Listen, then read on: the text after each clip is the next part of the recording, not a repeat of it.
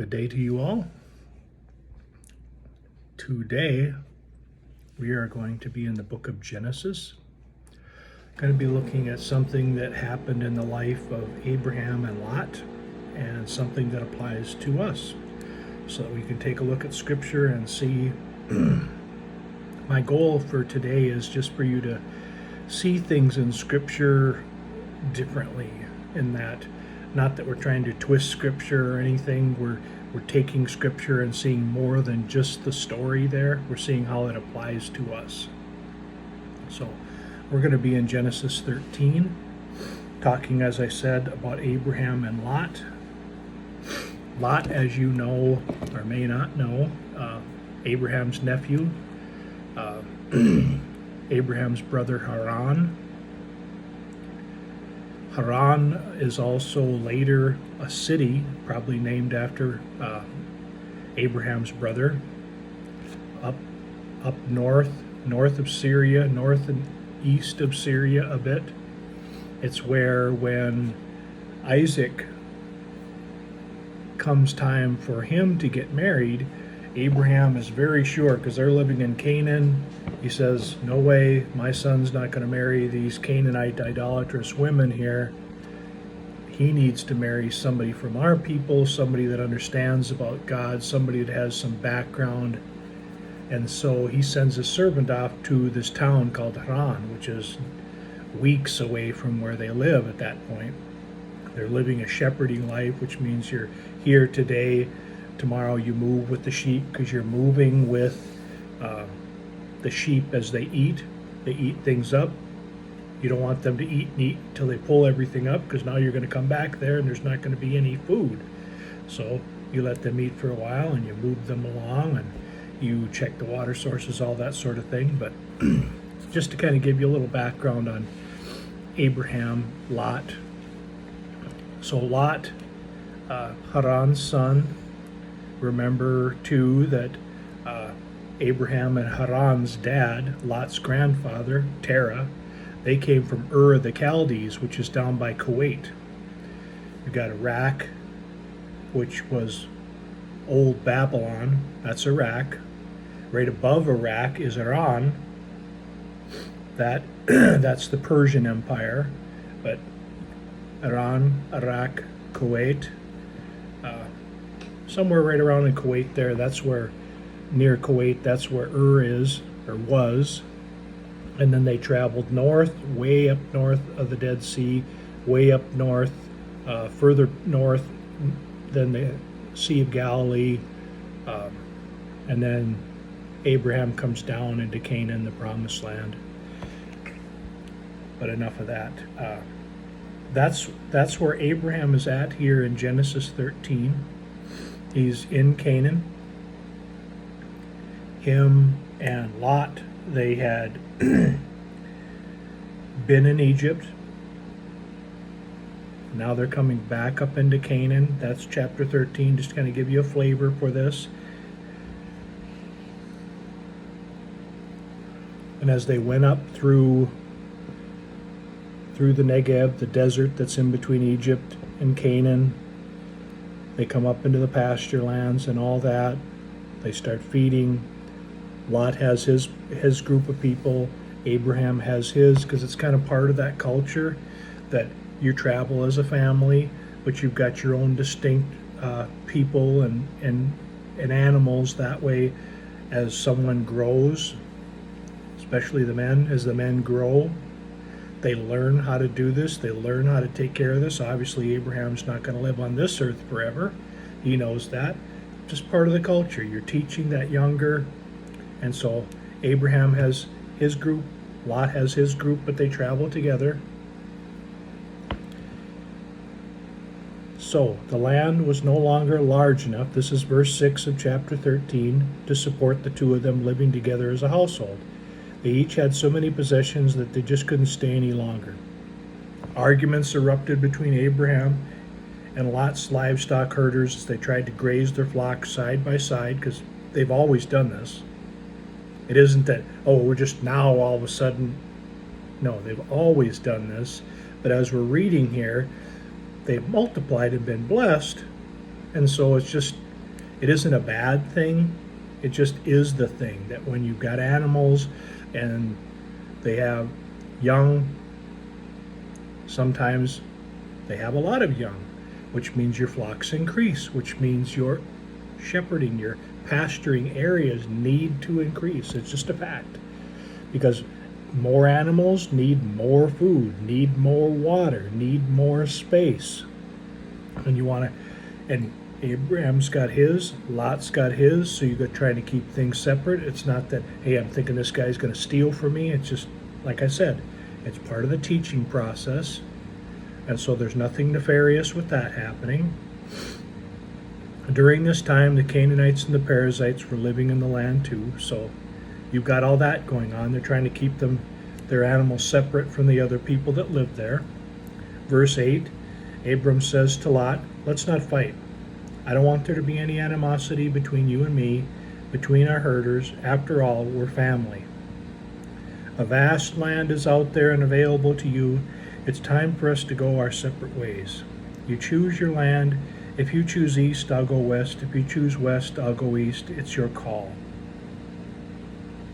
And as we know, Lot looks around at the time. It doesn't say this right here, but we know in that valley that Lot looks at, Sodom and Gomorrah, synonymous with evil and depravity, worldwide. You can almost go anywhere in the world and people know if you say Sodom and Gomorrah, they have a context for that. It may not be a perfectly correct one, but people are familiar with that story.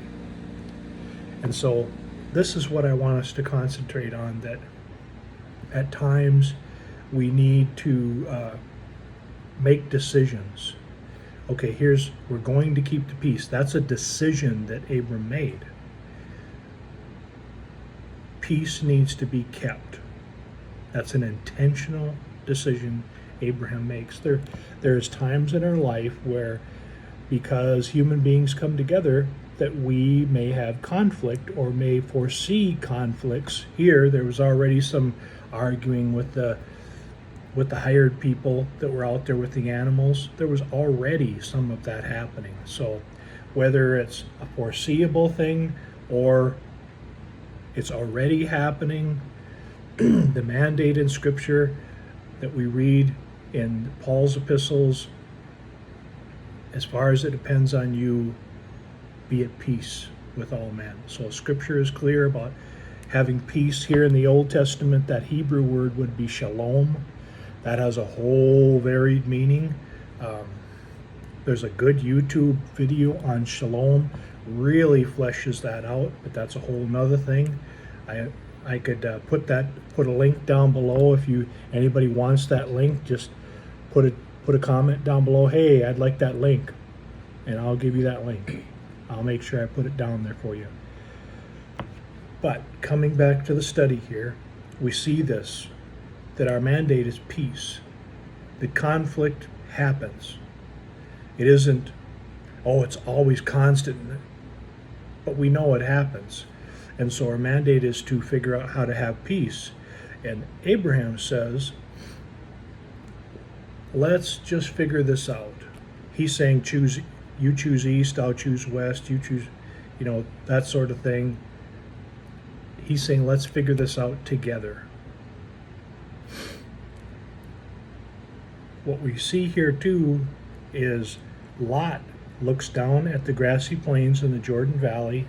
They're very rich, they're lush. So you're going to be able to plant your butt there, and they're going to be able to eat really good. You can just go up that field. The valley is large. If you look on a map, it's all alongside, it's on the west side of the Dead Sea. It's huge. And so, you're starting off easy because you've got this huge grassy valley. It's lush, it's well fed, all these things. But the lesson today is about choosing peace. That's not an easy thing to do. Here, when Lot chooses the valley, sure, you think of Abram, you think this staid man, very stately. Obviously he's not going to have any hard feelings about But think of all the experience that Abram has. Abraham looks over there and he knows that that valley is lush, that it's going to be easier on the shepherds, easier on the animals, because everything's right there. You don't really got to look for it. And those things happening that way.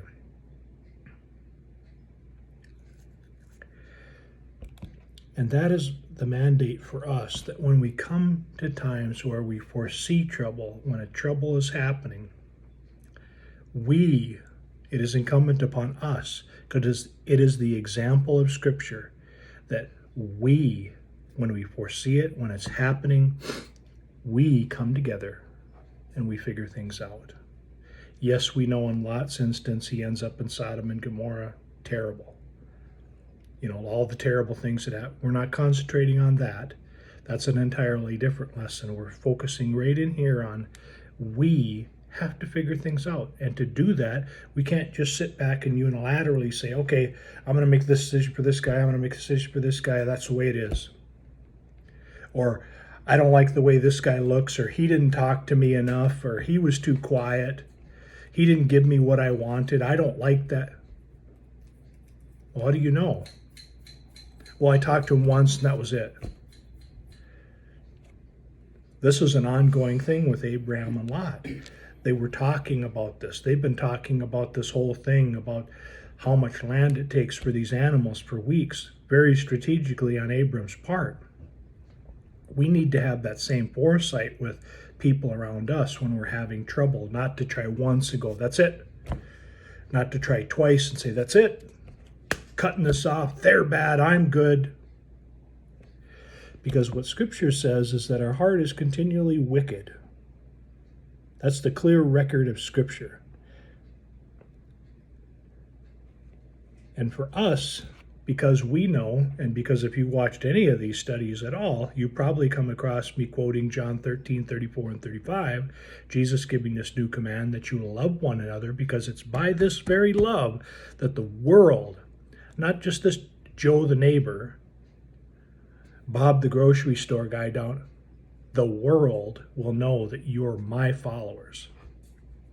I realize we're in the Old Testament here, but it's the same principle. It's that love for each other, that community, that the world looks on and says, hey, they're followers of God. That's what typifying your interaction with the people around you? Or have you cut people off and said, that's it, I quit, you're bad, I'm good, that's it? Have you made yourself God? Because Scripture doesn't say that you're the judge or I'm the judge. If you look in Corinthians, it says we will all stand before the judgment seat of, and your name and my name isn't in there. The name that's there is Christ. We will all stand before the judgment seat of Christ and give an answer. Sure, you can say, well, that person, da-da-da. Not for you to say, though. You're not going to stand for their actions. You're going to stand for yours. And so here we are. What decision are you making? What decision have you made? Do you need to go back and ask for forgiveness? Are you the person that you know that someone has cut you off? And you're like, I don't know what to do. They've cut me off. Have you tried again? Because Scripture says we should try again. We should never nail the door shut. Not unless it's on sin. We definitely should nail the door shut on sin. But on other people, having peace with them, we don't get to nail the door shut. Christ doesn't nail the door shut. As long as we breathe, we can ask forgiveness. We can come to a saving knowledge of Jesus Christ. So for you, are you seeking peace?